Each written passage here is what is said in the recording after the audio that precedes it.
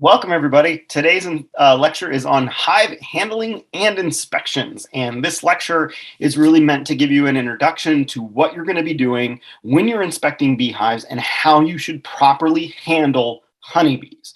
Honeybees are a very docile organism, and when handled appropriately, can be very easy to work with. If you are mishandling them, though, they can be a bear as far as beating you up with stings and things like that, which don't make beekeeping fun. So let's look and see how we can make our inspections effective and easy on the bees. So the first thing we need to talk about is what are the leading causes of death of bee colonies. And there's lots of things that affect bees negatively and can have a very negative effect on your colony overall. So pests are one of the main drivers of colony death overall. And varroa mite is a global epidemic as far as a pest that not only affects the fat body of honeybees, but also carries many viruses that are fatal to honeybees and detrimental to their development. So pests are a huge problem, and varroa is the number one issue facing beekeepers in the world today. It is the number one driver of colony loss, so it is number one when it comes to our losses and our leading causes of death is varroa mite, one of the major pests of honeybees. Pathogens also are something that really cause a lot of problems for us as beekeepers. Now, there's been times in beekeeping history here in the United States where we've actually had some really bad pathogens, and American foul brood is something that came up in the United States and really almost brought the U.S. honey production industry to its knees. During the 70s and 80s, state beekeeping inspectors here in the state of Michigan, and I think it was up until the 90s, had the right of entry to your farm to inspect your bee colonies without your permission. And if they found American foul brood in your colonies, they were able to burn your colonies to the ground without your permission. American foul brood, literally, we thought we were going to lose the entire honey industry in the United States when American foul brood really hit us hard. And so pathogens historically have been huge drivers of colony death. And that is something even still today that we deal with. American foul brood is not as prevalent as it used to be. And in fact, in my 15 years of beekeeping, I've seen it maybe 2 or 3 times actually seen American foul brood. Now, there's other things that people confuse with American foul brood, like European foul brood, but there's the key symptomology that goes along with each one of these pathogens, and they're very easy to distinguish to a professional beekeeper. But for you as an individual that may be new to this, pathogens are something that are really difficult to kind of identify. They have certain symptoms, and we're going to talk about what you should be able to tell as far as what does a healthy hive look like and what does a diseased hive look like. But this is something that you're going to have to work on over the years, is really figuring out what are the specific symptoms that go along with specific diseases. But as a beginning beekeeper, what you really need to know is what doesn't look right and what does look right. And then you employ the help of someone who's a little more experienced to help you diagnose exactly what's going on. So pathogens are huge. Non-target insecticides. This is another major driver of colony death, particularly in areas of heavy commercial agriculture where pesticides are being sprayed on large crops. So if you're in an area with, say, corn, beans, big monocultures, essentially is what we're talking about, where pesticides are being applied in a large area, that oftentimes can have an impact on your bees. One, through direct contact, so the bees are actually sprayed directly with it, or 2, you can also have residual buildup in the colony of these non-target insecticides where bees are foraging on things that have been sprayed and they're picking up small amounts of insecticides over time, and those build up in the wax. So non-target insecticides can be a big thing. And by non-target, what I mean is that non-target means that the honeybees are not the target. The target is something else, but honeybees are affected by the insecticide indirectly or directly, but they weren't the intended target. And this happens all the time. This is one of the reasons why when we do applications of pesticides, good applicators will generally do applications in the morning or in the evening. And that's because wind speeds are generally lowest during those times. And so that's when it's advised generally to spray. And generally, you're not spraying pesticides with wind speeds over 10 miles an hour. But there are situations where you will get drift off of those fields and they can interact with your bees. So non-target insecticides can be a big problem. Multi-factor stress. Bees are under a lot of stress in the environment, and particularly if bees are migratory, like commercial beekeepers, there's a lot of other factors that come into those stressors. So, stationary beehives are never on trucks, and there's been research that's shown that beehives just being on trucks and that vibration is stressful to bees. There's also all sorts of other things that come in with climate. As bees are moving across the country, they're experiencing many different climates over short periods of time. So that adaptation and the ability to adapt to those climates, it does have stress on the bees. And just the bees being in all of these different areas can cause stress. But in general, bees are subjected to many stresses that are in the landscape. And so they're interacting with plants, they're interacting with other animals in the landscape, and stress factors can come up from that as well. So there's all of these things that happen.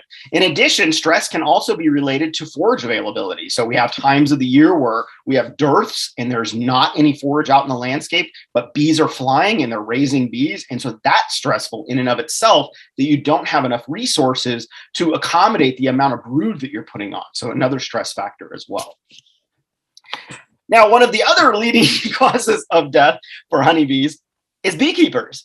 Beekeepers, particularly inexperienced beekeepers with poor hive handling skills and not a lot of education, can be very detrimental to bees. And although, I've never met a beekeeper that's come into the industry that is there to kill bees, but unfortunately, well-intentioned individuals that have no experience and have not taken the time and effort to educate themselves on the organism oftentimes are one of the leading causes of death. I see it in Facebook groups, beekeeping groups here in Michigan all the time, about people who have just gotten bees, can't even tell the difference between a queen, a drone, and a worker, have no idea what the difference between brood and capped honey are. These are simple things that you have to know before you ever keep bees. And by getting into the industry feet first with no experience, oftentimes you are one of the major drivers of death for honeybees.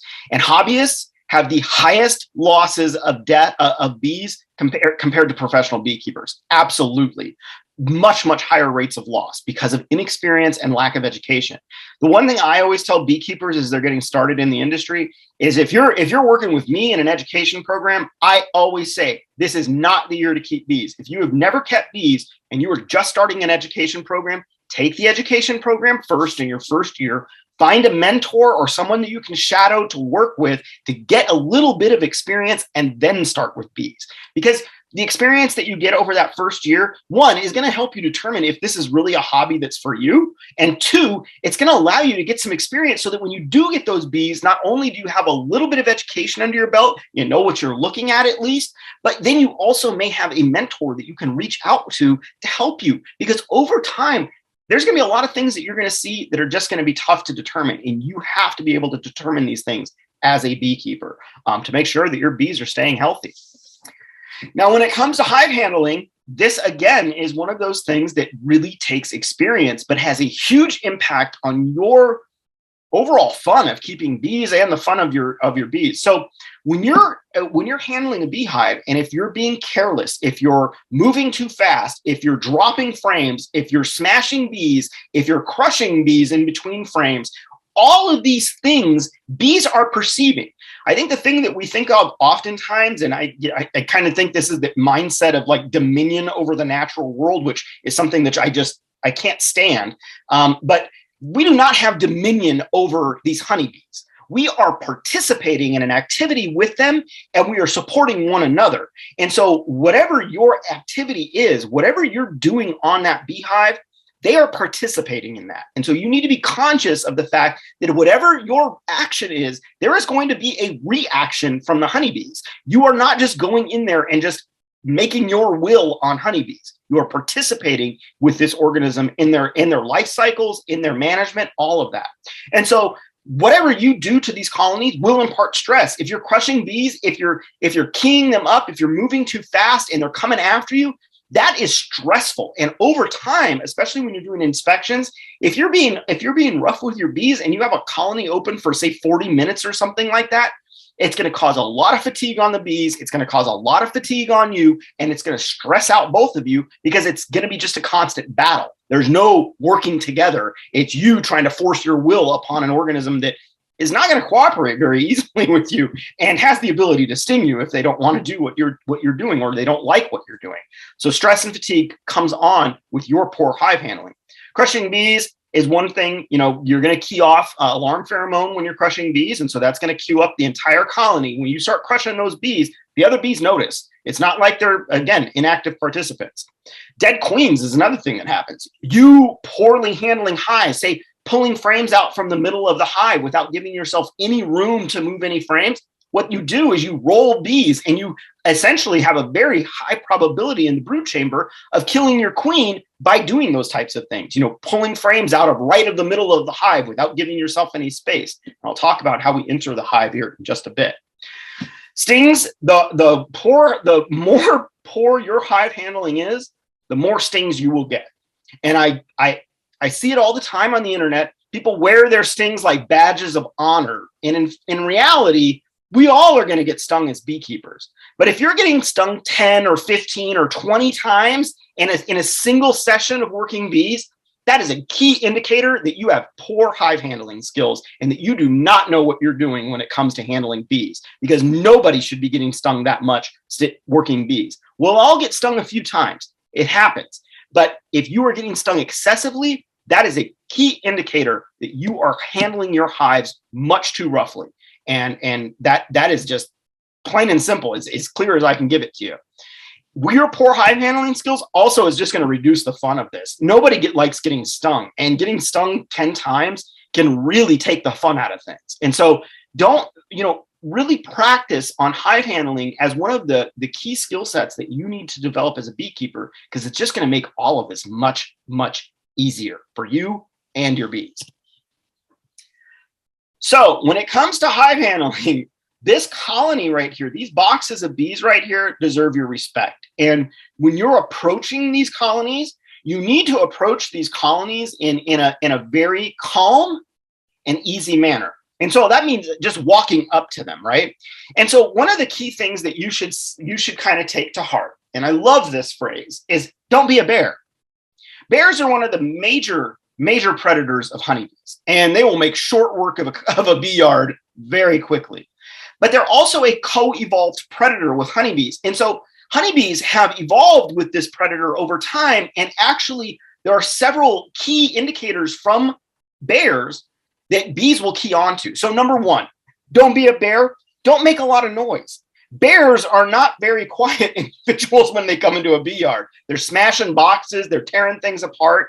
Don't be loud and create a lot of disturbance when you walk into a bee yard. In particular, some people like to use like pavers or things like that on top of their outer covers so that they don't come off with wind, or big rocks.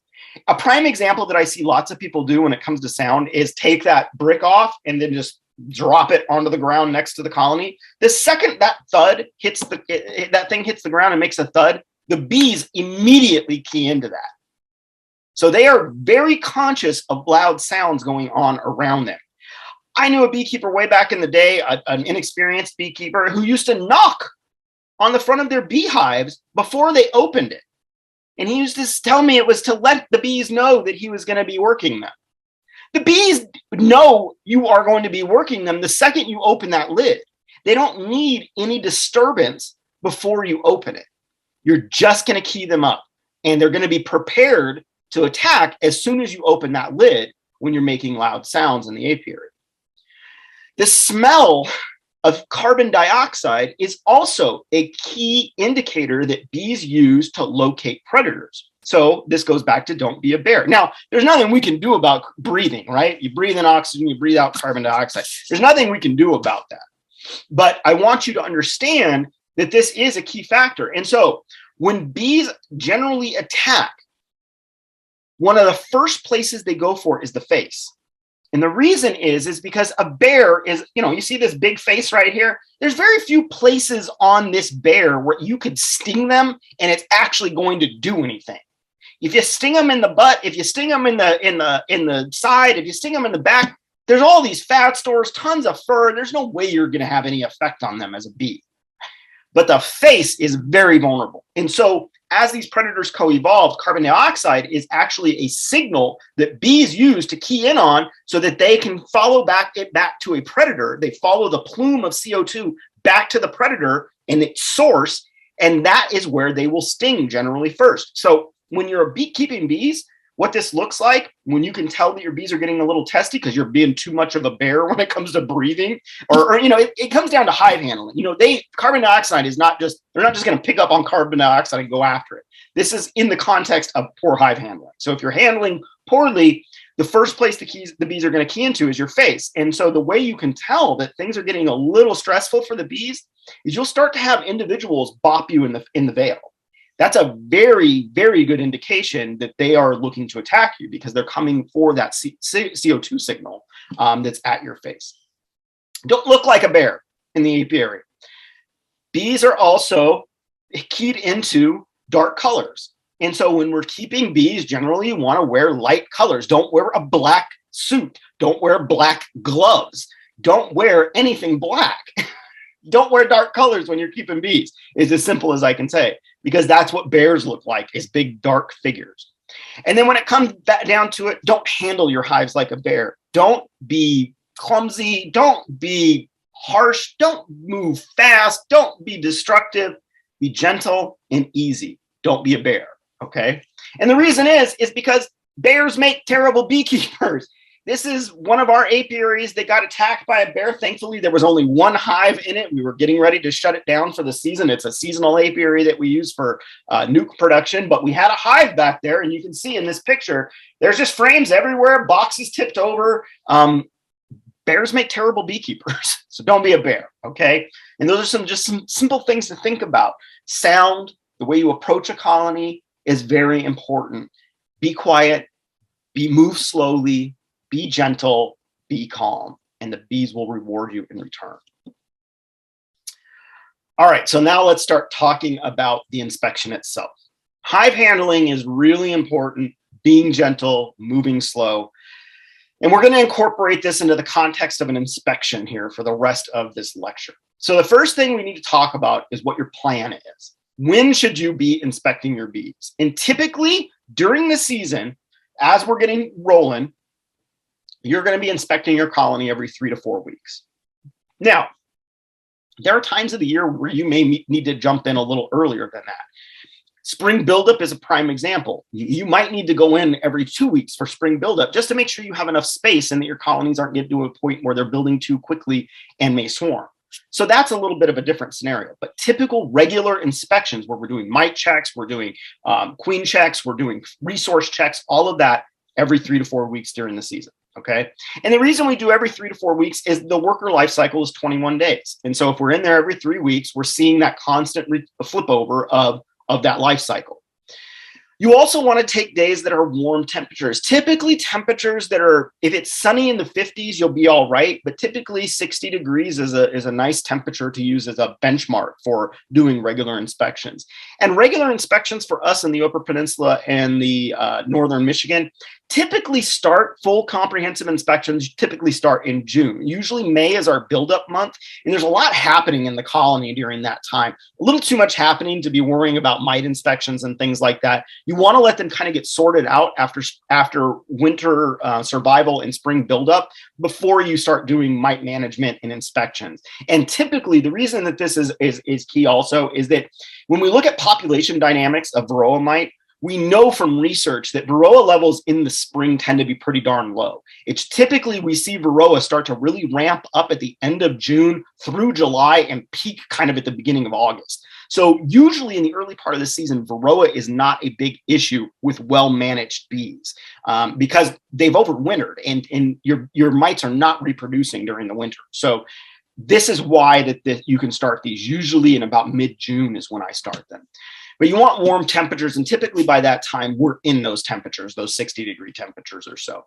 And the reason you want it to be nice and warm is because the colder it is, the bees are clustered up on brood. There's going to be more of your foragers there on cold days because they're not out foraging.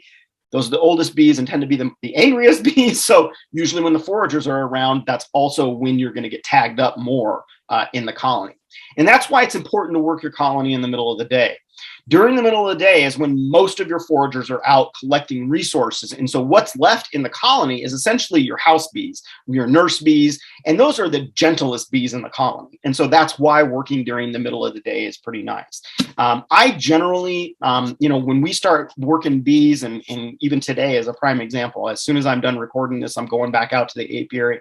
I'm going to be in the apiary around 10:30 or 11 o'clock. And that's usually when I like to start working. If you're on a commercial crew or have thousands of hives, that's a totally different scenario. We run right now, we have about 120 hives on the property. And so, I can give myself a little bit of that, and I don't get through them all in one day, but you want to make sure that you use in the middle of the day. If you work bees later in the day, all those foragers are going to be back and they're going to be tagging you up. If you work early in the day, it's the same thing. The foragers are there and they're gonna sting you, especially if you're handling the hives roughly. The goal for inspections, and this is going to seem, I know for new beekeepers, this seems way unrealistic, but this is what I want you to work towards, is you should be spending no more than 10 to 20 minutes in each beehive for a comprehensive inspection. Now, I know that sounds like a short period of time, but the thing you need to understand is that the bees themselves, the longer you have that open, the more testy they're going to get. And there is specific information that we are looking for. You don't need to pull every single frame in a colony to do an inspection. Okay? We're looking for key things, and 99% of the things that we're looking for are in the brood chamber. The honey supers are just for storing honey. You could pick up a box and tell if it's full or not. You could pull 2 or 3 frames out of a honey super and see if you have enough room for storage still, and if you need to add another super because you're filling out with honey. A honey super, looking in those honey supers, should take 1 or 2 minutes. You do not need to pull a bunch of frames. Essentially, what you're going to do, and this is how I like to do it, and we'll get into this here, but essentially what you're going to do is you're going to be really focused on the brood chamber. You may just pull a few honey super frames just to see where you're at on resources as far as how much honey they're bringing in and how full your super is getting. But the massive amount of information you're looking for are in those bottom boxes. And so what we're looking for when we get into our hive is very specific criteria. And this is also criteria that we covered in the record keeping lecture. And so I would refer you back to that lecture as well. And those key specific data points that we're going to be collecting, let's go over that again. So what are we looking for when we open a beehive? We're looking for the number of frames of bees, giving us an idea of the size of our colony that we can use to track. Again, and I said this in the record keeping lecture, going to a colony and being able to say, okay, I have 20 frames of bees when I open this up is good. Because if you come back to the next inspection and you have 10 or 5, something has gone wrong. You've got a swarm, or there's a steep decline in population, maybe because of some disease or mite presence. So this gives you an idea of what's going on in the colony, and it's the only way we can estimate population. You're not going to count the number of the bees in your colony. This is the only way you can estimate population. So that's one thing we're looking for when we do inspections. The other thing we're looking for is queen status, and we're going to either see the queen when we do the inspection, we're going to see eggs when we do the inspection, which tells us that she was there in the last 3 days, because you're not always going to find the queen, especially when the colonies are big in the middle of the season, or you're going to be able to tell that you're queenless. One of those 3 things. The next thing that we're going to be doing during inspection is mite count. And you're going to do this on every single inspection, is you're going to count the number of mites you have per 300 bees, which is about a half a cup of bees. Now, we'll be going over this in detail as far as how exactly to do this, but this is a key, most important thing for you to understand, is that this is absolutely critical. Not doing mite monitoring is essentially taking a hands-off approach to mite management, and I guarantee you your bees will not make it. Monitoring for mites. There's been a lot of research that's been done with this, and it is a very effective tool, and the only tool we have to estimate populations of mites, per a standardized amount of bees. Using screen bottom boards and counting mite drop uses no standardization. So you have no idea how many mites per X number of bees. You have to standardize the number of bees that you're using in order to get an accurate estimate. So the alcohol wash and the powdered sugar roll, both of which I will show you how to do, are the only methods that you will use for mite monitoring. All right, and the last thing that we're going to look at is disease. And disease, again, I said this earlier, I don't expect you to be able to diagnose a disease. What I expect and what I'm going to show you how to do in this lecture is determine what's healthy and what's not. And when you see something that's not healthy, I would encourage you to employ the skills of an expert until you are firmly skilled in the ability to diagnose these diseases. And there's not very many of them. It's not like they're hard to diagnose. It's just you have to memorize the symptoms and be able to identify them when you see them.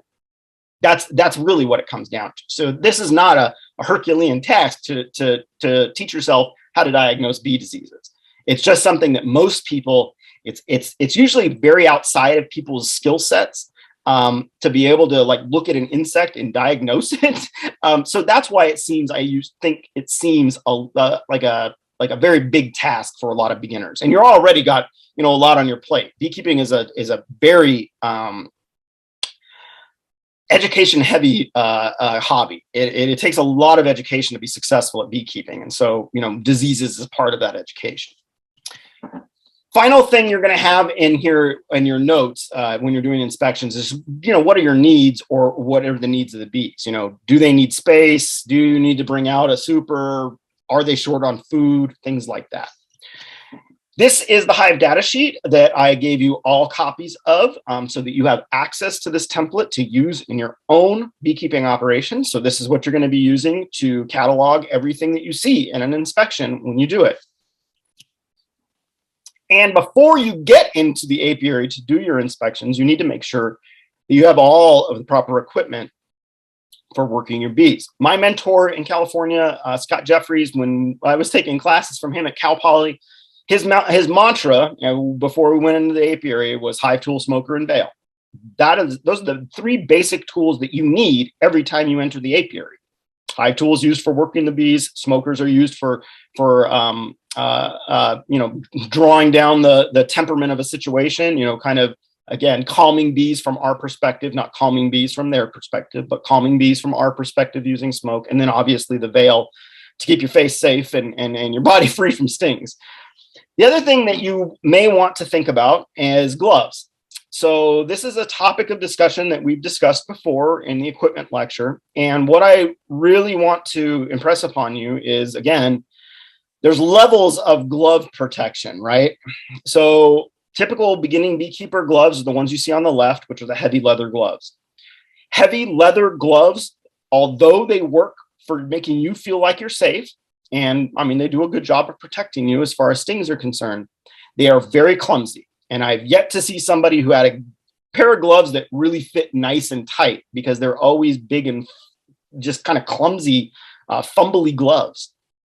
You will crush bees with these gloves because you have no dexterity. You have no ability to feel a bee under your finger when you're grabbing a frame with these heavy gloves. And so you will crush bees with these gloves. Now, I understand as a beginner, you need to feel safe, because if you don't feel safe, you're going to make way more mistakes than just a pair of gloves is going to cause in a colony. So if you need these gloves, make sure you have them. But you need to really, as you become more familiar with honeybees, as you work them longer, you need to get away from those gloves. And one of the nice alternatives is nitrile gloves. Bees will sting through them if you crush a bee with your hand, but in general, they don't recognize the surface to sting. So if they land on your hand, say that you're putting your hand in a colony and bees come at your hand immediately, maybe because you move too fast, when those bees hit the glove, they're not going to sting immediately like they would with the hand, because they recognize skin as a surface to sting. But that nitrile glove is something they don't recognize. The nice thing also about nitrile gloves is that you have dexterity at that point. You can feel everything. And so as you grab a frame, you can feel those bees moving under your hand and you can let them pass before you actually pick up the frame. Now you can also go gloveless, and that's what you see on the right here with me holding this frame. Gloveless is great. I go gloveless quite often in my own apiaries. However, I do wear nitrile gloves a lot. One, because sometimes I just don't want all the stickiness. You know, if I'm going to be working 60 or 70 hives in a day, I by the end of the day, my hands are just covered in propolis and wax and honey and everything else. And it's just nice to be able to take off a pair of gloves and not have all that stuff on your hands. But, you know, if I'm doing something simple, maybe marking queens is a great example. I don't use any gloves for that. Or if I'm just working in, you know, a few hives that day, I may not wear gloves. But not wearing gloves is something that takes a long time to get comfortable with. You will get stung, but it's maximum dexterity. If you're moving slow and it's during the good time of the season, which is during the honey flow, bees are really docile, and so you generally don't get stung much. Gloveless in the fall is a different scenario. Bees get very, very defensive in the fall and will sting you pretty much because you're walking by a beehive because they're protecting all of those resources. So seasonality can also have an effect on glove wearing. But when you're doing inspections, you want to make sure that you one, feel protected, but two, as you continue your experience, are moving out of those big, heavy gloves so that you have better dexterity, which will give you better hive handling skills. And gentle inspections really are the key. This is something that when I started up, you know, beekeeping, and I think for everybody, it's not something that we readily understand. But those bees are watching every move you make.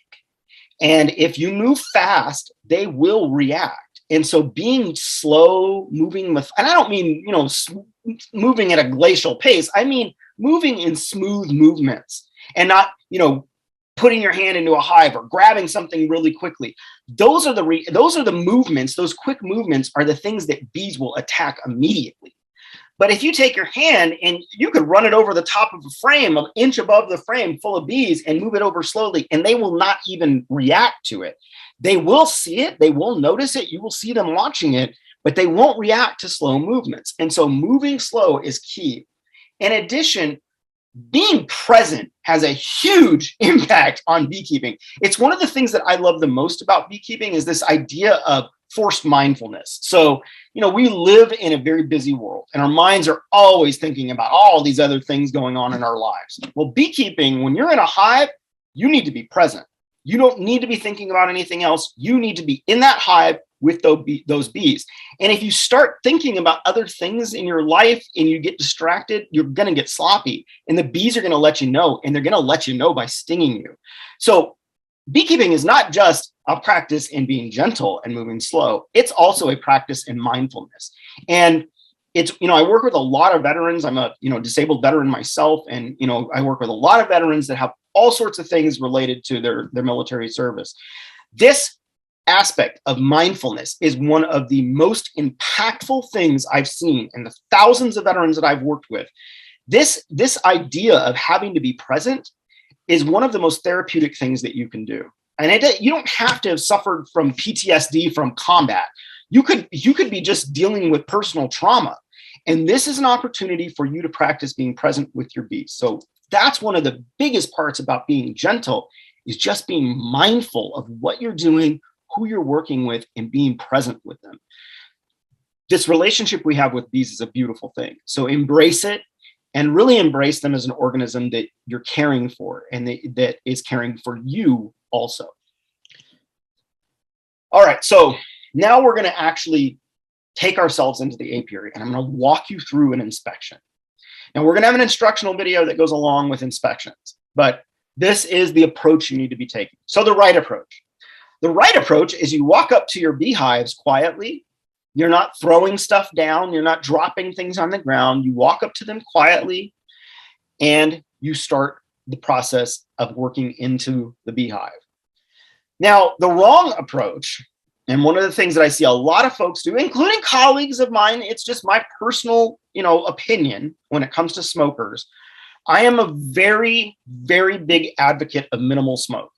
Many times, and folks that come and do workshops with here on the farm with us, Most of the time, I will have a smoker going, but we never end up using it. Because most of the time, the bees are docile if you're working them gently. But a lot of folks will preemptively smoke. And this is a picture of myself kind of showing this as a demo of people will come up to an entrance of a beehive that they're getting ready to work, and they'll just smoke the hell out of it. You've already, at that point, before you even open the hive, you've already induced stress into your colony. And if you've ever smoked bees, you know the sound that changes immediately when they get hit with smoke. It goes to a high frequency buzz. They dive down into the colony. They start moving quickly. Things change immediately when smoke is introduced to a colony. So approaching a colony, you should never, unless it is a very hot hive, and I mean by hot, I mean you get near it and it just starts stinging you. You should never be smoking a colony before you open it. You always just walk up to the colony calmly, quietly, and open it up. And when you open it up, what you're going to see is this. If you open it up and bees are right there at the top, or even when you get down into the brood chamber, so you've got a couple empty boxes on top and you get down in the brood chamber, this is what you're going to see. Before you do anything, look at what you're looking at. This is not just a box of insects that are not paying attention to what's going on. All of these eyes that you see in between these frames are watching you. They're watching every movement you make, and they're ready to react to any movement that is quick, any crushing of bees. They're ready to go. They know you're there. They know you're working them. The idea is that we're working with one another in collaboration. We're not putting our will on bees. We're not putting dominion over anything. We're participating and collaborating. And so your bees are paying attention to you. Now, if I took my hand over this frame right here real slowly and just moved it across, they're just going to watch me. But the second I get fast, you're going to have a half a dozen bees on your hand immediately. So speed is huge. So when you open the hive, that is key. The other thing that is key, when you open the hive, and this goes for every box as you're going down the colony, the very first thing you're going to do for data collection on your inspection as you're going down that colony is you're going to count the number of frames of bees for each box as you go down. So you start at the top. Again, you don't have to pull out frames in a honey super if you don't want to. You can lift the box and tell if it's full. If it's full, it's going to have weight to it. If it's not going to have much weight to it. But you still need to count the number of bees on those frames. And so what I mean by counting the number of bees on frames is this. And let's look at this picture. You see this is an 8-frame hive. I'm going to count the number of frames of bees with you starting from the left. And what we're looking for, and this is just a ballpark. We're looking for the number of frames of bees that have bees on the front and the back of the frame. So both sides of the frame. If you have it on one side of the frame, we're not going to count it. Both sides of the frame. So let's look at these frames. One to the far left, there's bees on both sides of the frame, clearly. 1, 2, 3, 4, 5, 6, 7 frames of bees in this column, in this box. And that's how you count. Simple, right? It's just an estimate. It does not have to be exact. Again, it's a tool that we're using to be able to determine population dynamics over the course of the season and whether we're seeing reductions or increases in population over that time. Ideally, you want to see increases for most of the season. But as we get to the end of the season, you're going to see decreases because colonies are shutting down for the winter. So it gives you a good estimate. It also is a great estimate for disease and pest presence and causing declines of colonies. So that's the first thing you're going to do is count the number of frames. Now, once you get down to the brood chamber, that's where the business is, right? That's where we're actually going to start really collecting data. Because up top is just honey storage. Remember that. It's just honey storage. When the boxes get about 70% full of honey, it's time to add a new one. That's basically that. But there's nothing in those boxes and those honey supers other than honey that's going to give you indications of what's important. Honey is only one aspect of bees, right? There's much more going on in this colony than just honey storage, and that's what we're really looking for. So when we get to the brood chamber, how do we remove our frames? Well, let's recall what's in the brood chamber. The middle of the brood chamber is your brood, your eggs, your larvae, and your pupae, and that is typically where you're going to find your queen, is in that area as well. Immediately around the brood, you're going to see pollen and honey. That's the food resource for the bees to feed the young bees. And then on the outside, you're going to see honey. So when we look at how this is configured as a brood chamber, you need to be taking frames out from the outside first, and then you work your way in. And the reason for that is those honey frames on the outside, there's not going to be valuable bees on there, let's say, for example. There's going to be house bees on there that are transferring honey from foragers as they come in and bringing them up into the brood nest. But the bees that are on these frames, for the most part, in general, are not going to be, say, your queen. So we always start by working from the outside in. We never start in the middle of the brood chamber because you have a very high probability of hurting or killing your queen by trying to squeeze those frames out. You're going to be rolling bees on both sides of the frame, and they're just going to be getting crushed, and you're going to piss off everybody. So we start from the outside. So like this picture here of one of my students, you can see he's doing a very good job by starting at this outside frame. He's going to pull that frame out, and he's going to set it aside. And what you can see, as we move forward in this, is this frame, and this is the same frame that's pulled out. This is his partner, but you can see that the frame that she's holding is a honey frame, and that's what you would expect to find on the outside. You're going to pull that frame out first, and you're going to set it aside. And what that does is that gives you a whole frame's worth of room to be able to, when you're working the frames, to pull the frame back from the next frame. Give yourself some space and then pull it out. And then you don't have the two frames rubbing next to each other or against each other as you're pulling frames out. This is how you don't crush bees, is you give them a little space when you're pulling things out. Now you'll also notice how she's handling the frames. And she has the frames with her pointer finger right underneath the side of the frame here, underneath that ear right there, and then her thumbs are firmly planted on the top. And what that allows you to do is it allows you to flip the frame over back and forth very easily. Now, that's something that, again, is part of beekeeping, is you're inspecting both part of those sides of those frames. So you need to have your hands positioned in a way that makes it easy to do that. Now, I'll be real honest. A frame like this that she's holding, this is a honey frame in deep equipment. That probably weighs 7 or 8 pounds.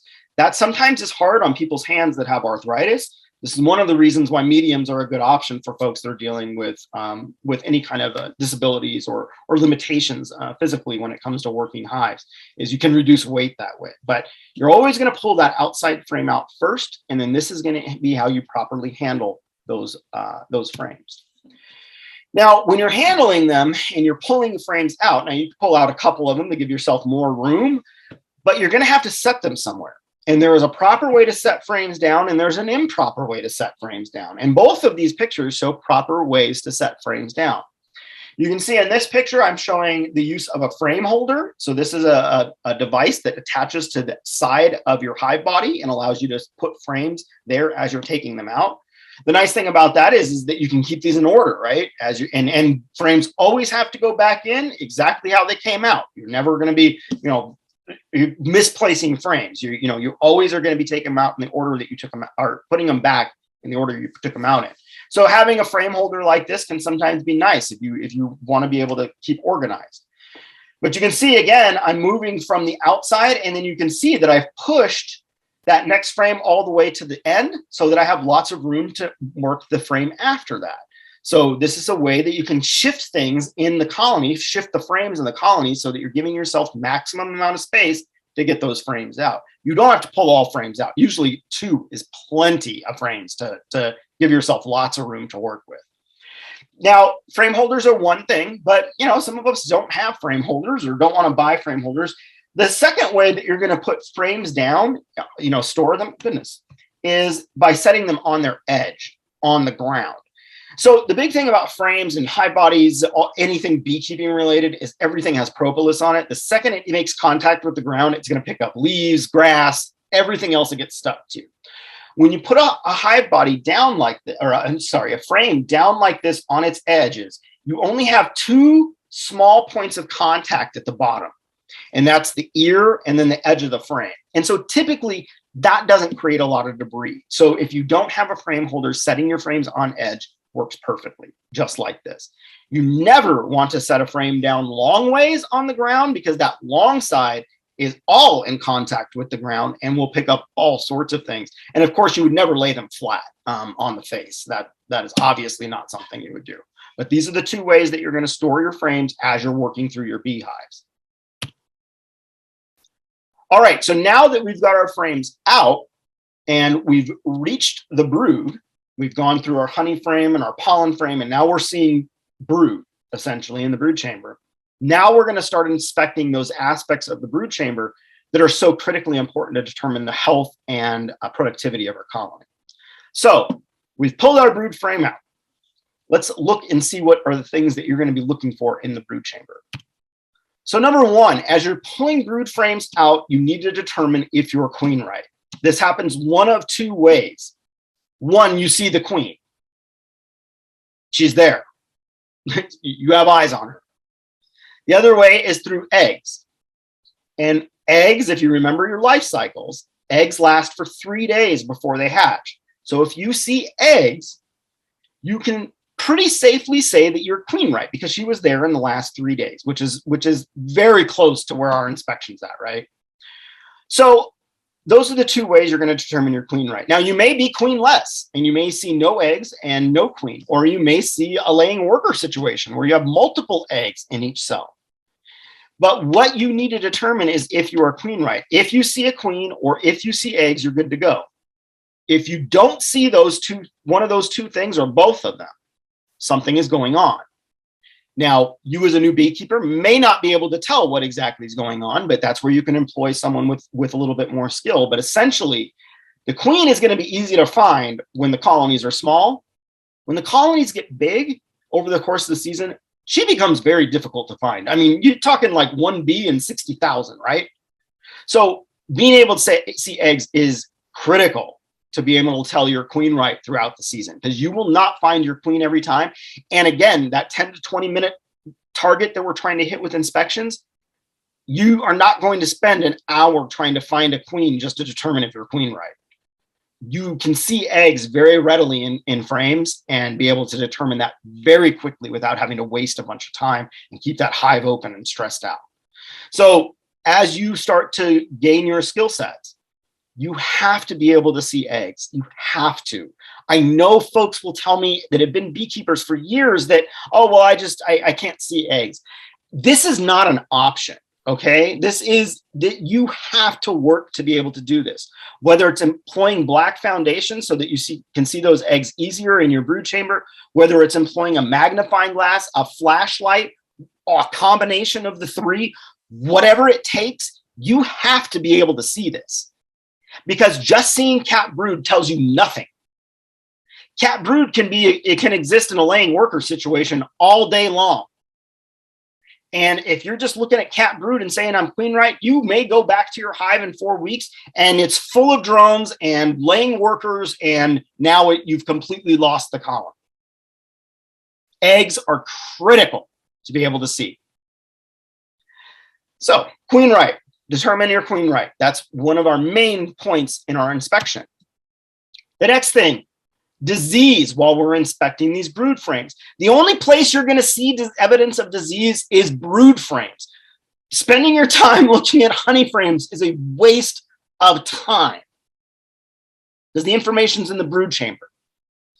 So how do you tell whether I have a diseased hive or not? Now, again, I don't expect you to be able to diagnose diseases at this point in your beekeeping career, something you should aspire to, but you need to determine what's unhealthy and healthy.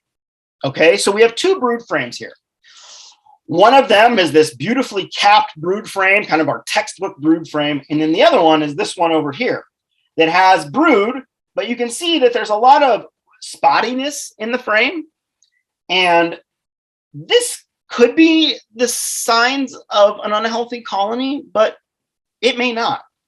And this is where it really starts to get important for you to understand the details, because I know, and this is a symptom of all sorts of things related to disease and pest pressure, is spotty brood. It's one of the things that you'll hear a lot of people say, oh yeah, if you have spotty brood, something's going on. But spotty brood, when we say spotty brood, we mean that these cells that you see in this picture, that all of these cap cells, yeah, they're there, but the cells in between those open cells, what we mean by spotty brood is that those cells have nothing in them. And oftentimes you can come to a colony and see what looks like spotty brood, and essentially it's just a brood frame that's hatching out concurrently while she's laying eggs.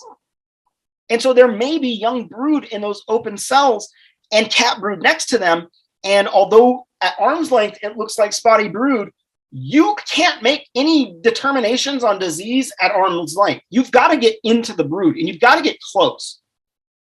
So just looking at these two frames right here, you have no idea whether either one of these is a healthy colony or not.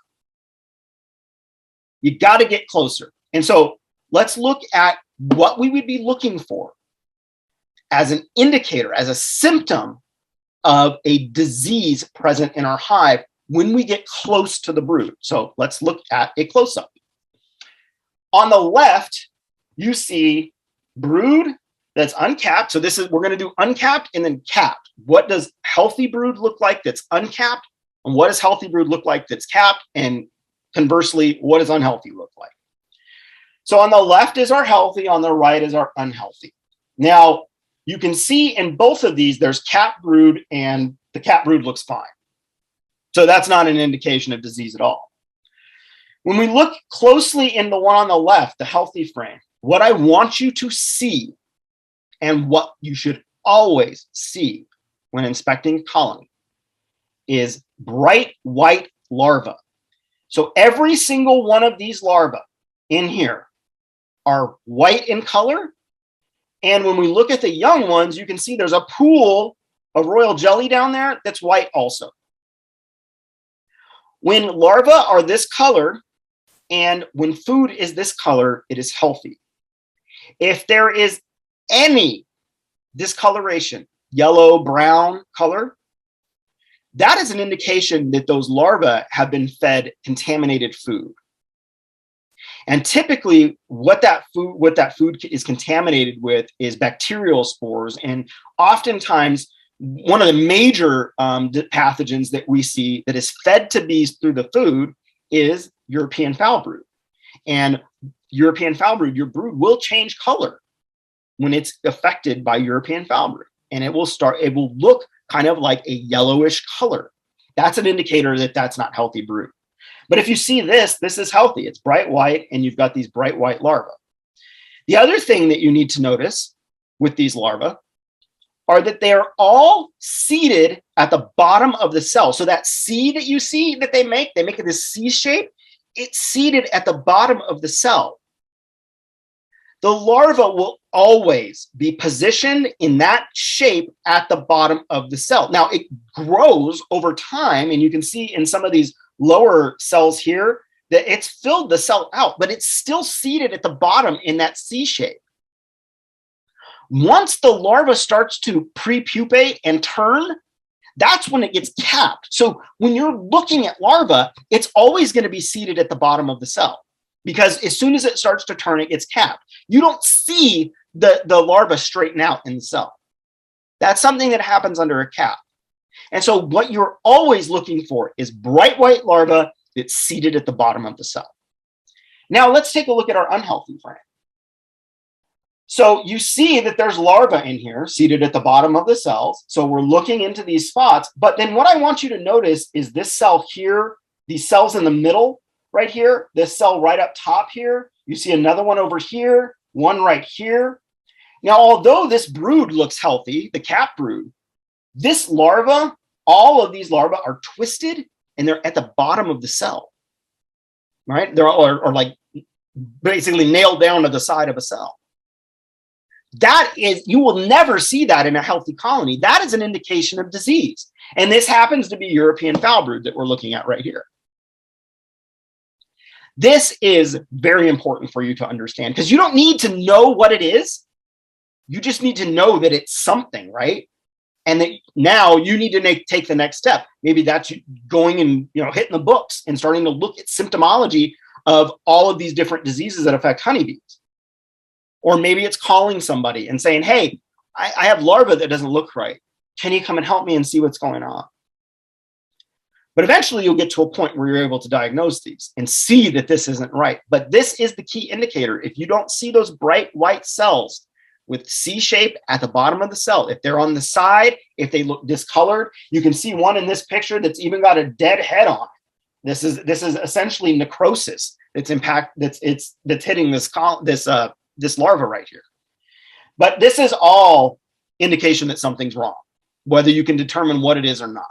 That is an unhealthy colony right there. Something is affecting it disease-wise. Now let's look at capped brood, because that's uncapped brood. Its coloration is huge. When it comes to capped brood can give you an indication of disease. And one of the major diseases that is identifiable by anomalies in capped brood is American foul brood. So the difference between American foul brood, and we'll cover this in detail in pests and pathogens, but the difference between American foul brood and European foul brood from the symptom standpoint is that European foul brood kills the larva before the cell is capped. And so when we look at our previous picture, those larvae that are slumped over are dead, but they were never capped. They died before the cap went on. That is when European foul brood affects the larva. For American foul brood, it affects the larva after it's capped. And so the larva is capped, and then that cell dies. Then that bee in that cell dies. And so when we're looking at caps, what we're looking for is what we see on the left here, which are these even caps that are all kind of like nice and nice color and just look very, very symmetrical, right? They're kind of capped right with the top of the cell. There's no sinking to any of the cells or no discoloration. When we look at the right picture, these are sunken cells that you see here. You see these cells in here. Oops, let me get my cursor over here. You see these cells in here. They're sunken and they've got greasy tops to them. Those don't look right. In addition, if you look at some of these cells right here, you see that these look like they were uncapped, but if you look closely, you can see these were all capped cells. And what they're doing is they're uncapping this larva now and pulling out the diseased larva. You can see even on these open cells that those fringes around the cell are ragged.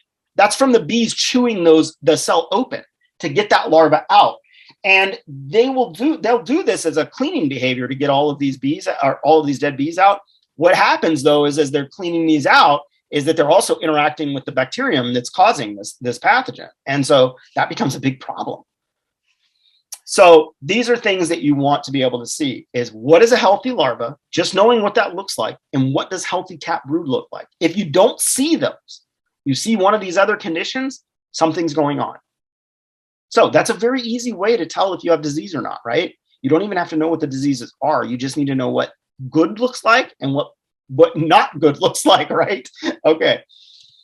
The next thing you're going to be looking for on your frames is food. So in addition to inspecting the brood itself at a close-up view, you're inspecting capped and uncapped larvae. You're looking for a queen. You're looking for eggs to identify if you're queen right.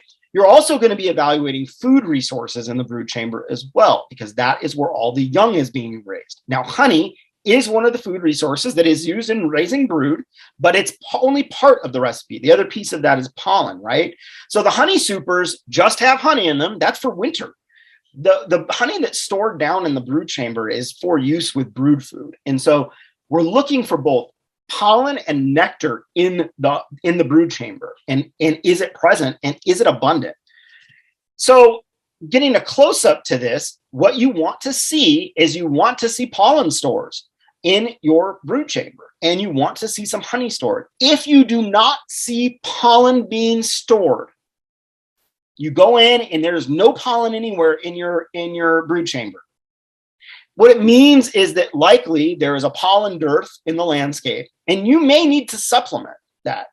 Or if you have a colony that's small, that's just not able to send the workforce out to bring enough pollen in, you'll see on those brood chambers, there's very little pollen stored. That might be an indication you need to supplementally feed. Pollen is the critical component. It's the protein source that builds bees. And so without pollen, you are not raising bees. And so a small colony, although it may, be something you just installed and you're just getting going, it still needs pollen in order to raise brood. And if it does not have it, your brood cycles will be much, much smaller as far as the quantity of bees that are being raised, because there's just not the resources. They're not going to raise bees without the food to feed them, is what it comes down to. So you're looking for both pollen presence and food. Now, the amount of pollen is going to vary greatly. Certain times of the year, you may have excess pollen. Sometimes you may not have very much at all, but it needs to be present. It can get excessive, though, and we'll talk about that a little bit when we get into swarms and swarm prevention, is how pollen and nectar storage in the brood chamber can cause issues through backfilling, which is essentially when bees start to run out of space. This becomes a competition between the queen and the workers to find space to put resources. But we'll talk about that more in our swarms lecture and how to control swarms. But you want to see food in there. That's something you also need to note is there food present? Now, you don't need to, it's not a category on your inspection sheet, right? You can write that there's plenty of food available, but, normally when I'm looking at a colony, it's when I don't see this is when I want to note that, that this colony is struggling with pollen resources. I added a pollen patty is something I might write in my notes. The next thing you're going to do, after you've done all of this, you're going to do a varroa mite count. And varroa mite counts using either the alcohol wash or the powdered sugar roll. You see both of them pictured here. The one on the left is powdered sugar roll that we're doing here. The one on the right is an alcohol wash. Whatever one you decide you want to use, this is something you're going to be doing every single inspection and something that you do in the brood chamber. And typically what you want to find is you want to find a colony, you want to find a frame that has a nice mixture of uncapped and capped brood. And essentially the reason that you're using brood frames to collect your bee sample is because the nurse bees are the bees that the mites are going to be on. The foragers, although they're coming in from the landscape and do bring phoretic mites into the hive, the bulk majority of your mites that are moving around in the colony are going to be on the nurse bees. And the reason for that is because mites reproduce in the brood, inside of the brood. So they're always moving around in the brood chamber on nurse bees or from cell to cell. And so that's where you're going to find your sample. If you sample your bees, your half cup that you're taking for your sample of bees that you're going to use in these tests, if you were to take that from a honey frame or a pollen frame, your sample would be biased and it would not be accurate. The other thing, and this is something that you need to understand, is this is something you need to practice. Getting the right amount of bees, a half cup of bees, is not something that comes intuitively, and we'll talk about this, and I'll show you this as we do our varroa monitoring in more detail.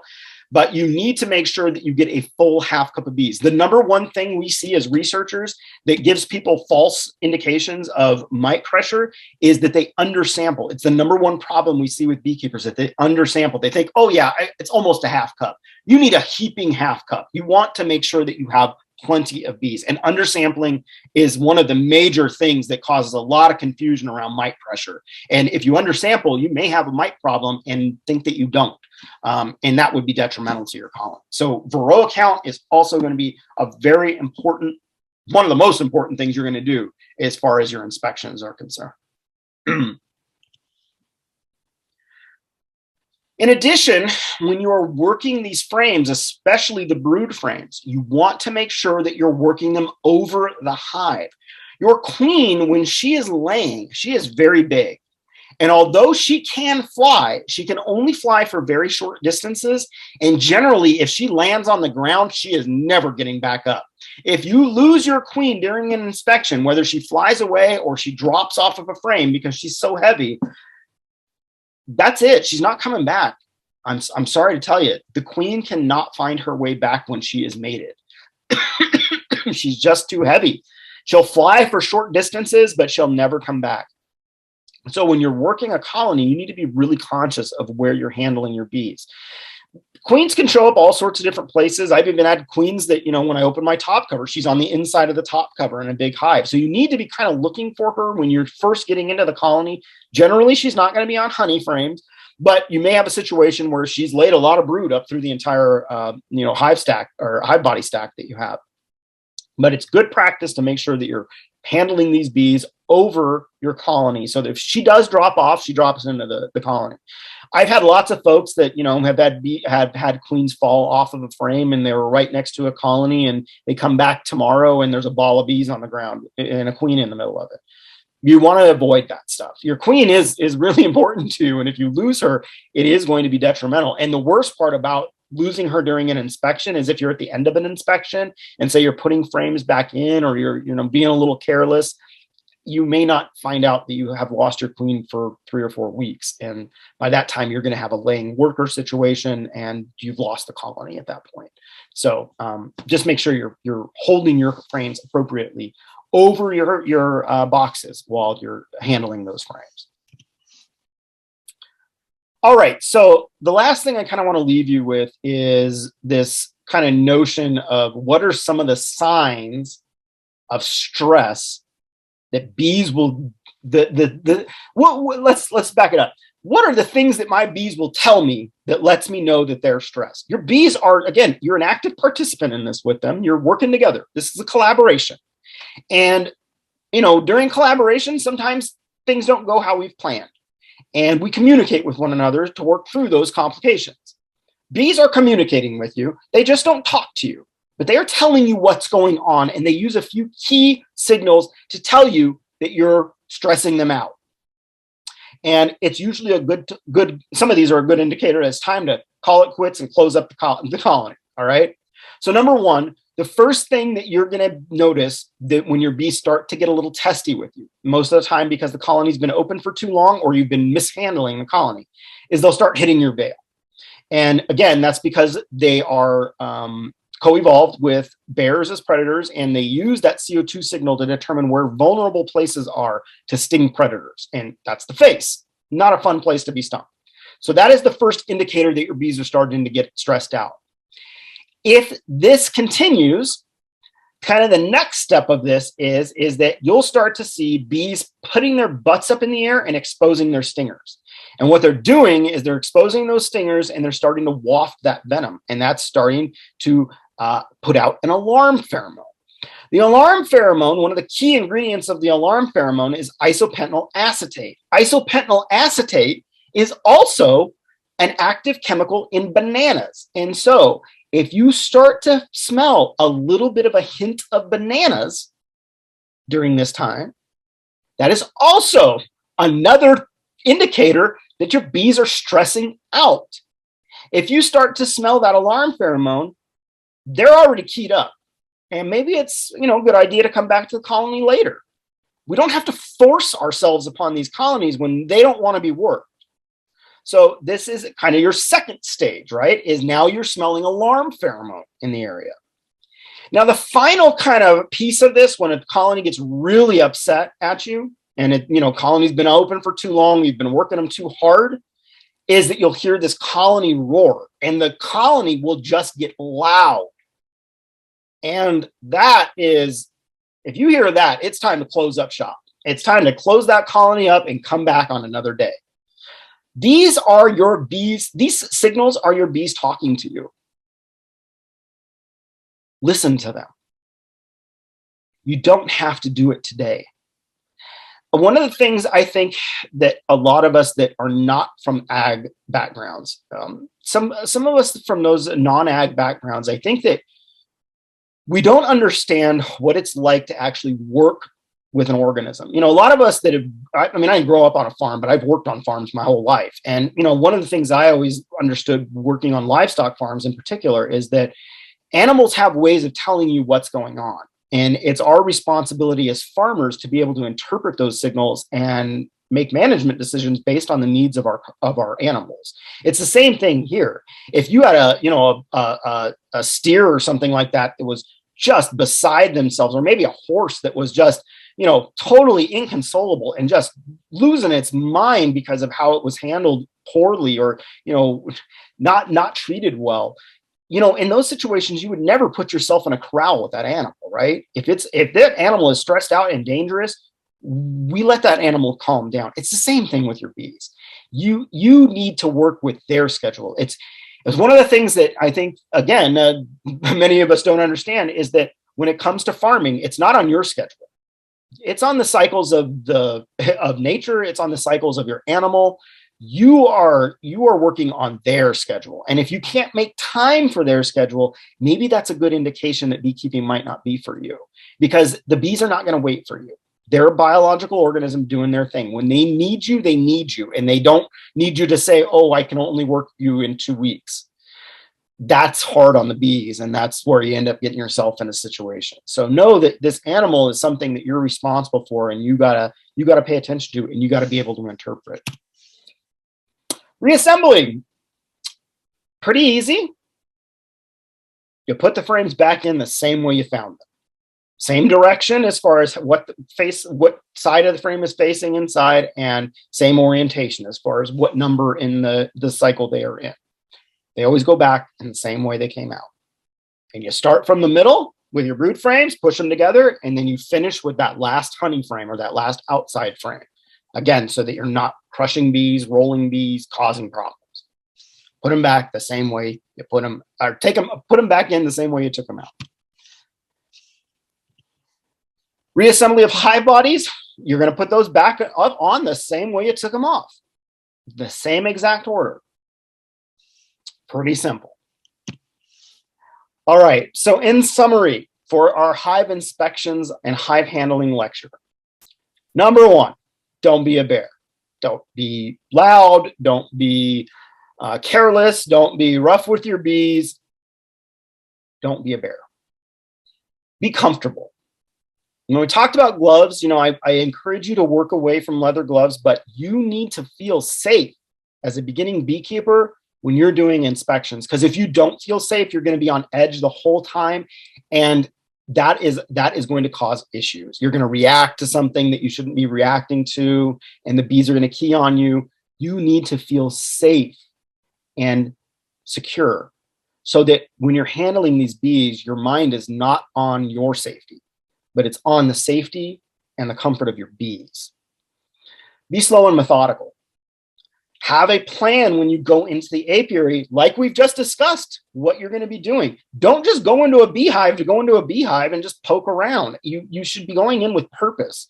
And the bees don't generally want you poking around every week in that beehive. Every 3 weeks is a good schedule. It gives your bees time to do what they're doing. You get in, you do your business, and you get out. Get the information you need, make the management decisions you need to do, and then let the bees do their thing. Listen to what your bees are telling you. They're talking to you the whole time. You just have to understand what they're saying. And they say it through certain signals. And we talked about those signals, right? We talked about the hitting your veil. We talked about the alarm pheromone, isopentyl acetate. We talked about these things and how they mean something, that colony roar. Pay attention to what your bees are saying to you. Don't be thinking about other things. Pay attention and be present. And when you're seeing things in the colony that don't look right, pay attention to that too. Those are your diseases. Those are your pathogens and pest indicators.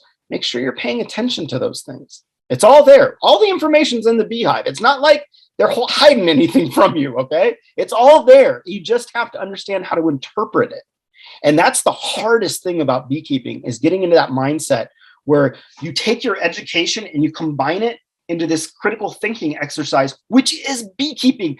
Beekeeping is a career in critical thinking. You're always kind of trying to draw from your knowledge base to make educated decisions on how to manage your bees.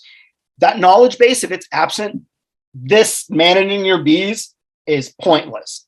So those two things come together in a critical thinking scenario where you're working a live beehive and you use your skill sets to be able to make those good management decisions.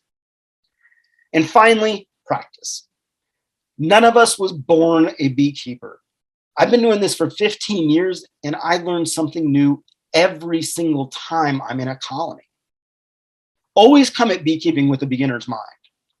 Never feel like you're an expert. When somebody tells me that they're an expert in beekeeping, immediately I question that. Now, I mean, some of us, been doing this for a long time. Some of us have fancy degrees that in this stuff, and yeah, that's an indication that you kind of know what you're doing.